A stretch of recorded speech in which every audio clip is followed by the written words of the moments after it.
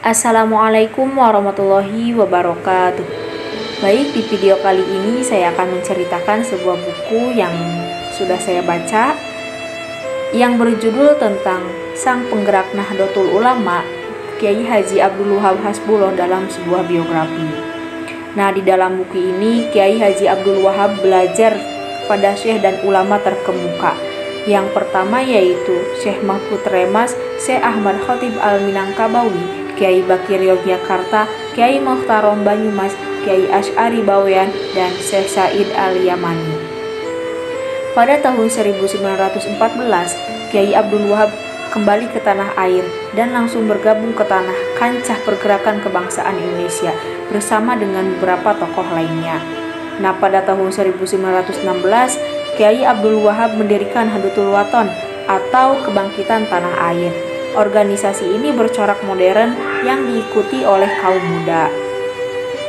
Pada tahun 1918, bersama Kiai Ahmad Dahlan, beliau mendirikan Tasbirul Afkar, yaitu sebuah gerakan pemikiran yang mempertemukan kalangan modernis dan pesantren.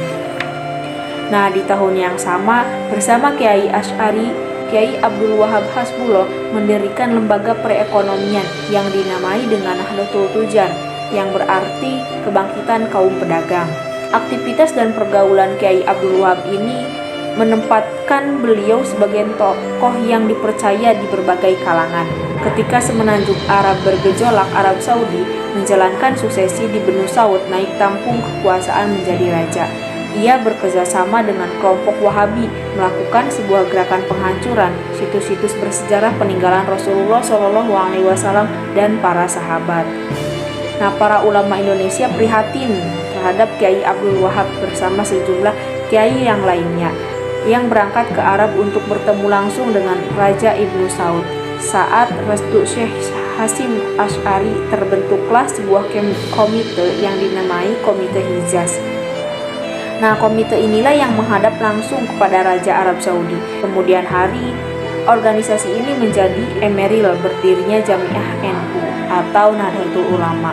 Nah, ketika Nahdlatul Ulama sudah berdiri, Kiai Abdul Wahab memanfaatkannya sebagai melalui garis perjuangan Nahdlatul Ulama. Kiai Abdul Wahab dengan gigih dan berusaha untuk mempertaruhkan kedaulatan Republik Indonesia yang belum lama diproklamasikan. Ketika Belanda hendak kembali menguasai republik ini, Nahdlatul Ulama mengeluarkan resolusi jihad. Banyak barisan yang terbentuk seperti Hizbullah, Fisabilillah. Kiai Abdul Wahab memberikan markas besar ulama Jawa Timur. Beliau adalah salah satu tokoh di balik partisipasi Nahdlatul Ulama sebagai partai pemilu di tahun 1955. Bagi Kiai Abdul Wahab, politik adalah sarana bukan tujuan. Dalam konteks ini, pilihan untuk masuk dalam barisan pendukung pemerintahan yang sah untuk menghindari perpecahan negara kesatuan Republik Indonesia. Nah, dalam Muktamar Nahdlatul Ulama tahun 1984 diputuskan bahwa Republik Indonesia sudah final dan Pancasila sebagai dasar negara yang harus diterima oleh seluruh komponen bangsa. Tahun 2014, pemerintah mengumumkan Kiai Abdul Wahab Hasbuloh sebagai pahlawan nasional.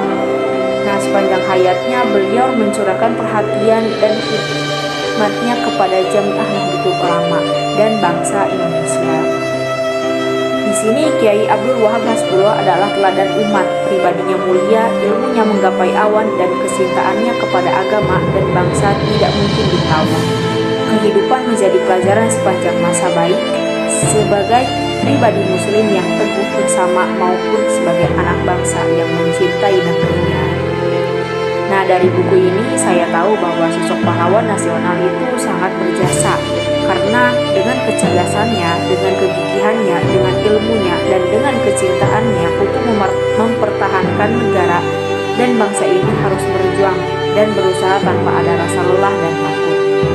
Sedangkan yang paling menarik dari buku ini, Kiai Abdul Wahab merupakan sosok teladan umat yang baik dengan kecintaannya kepada bangsa.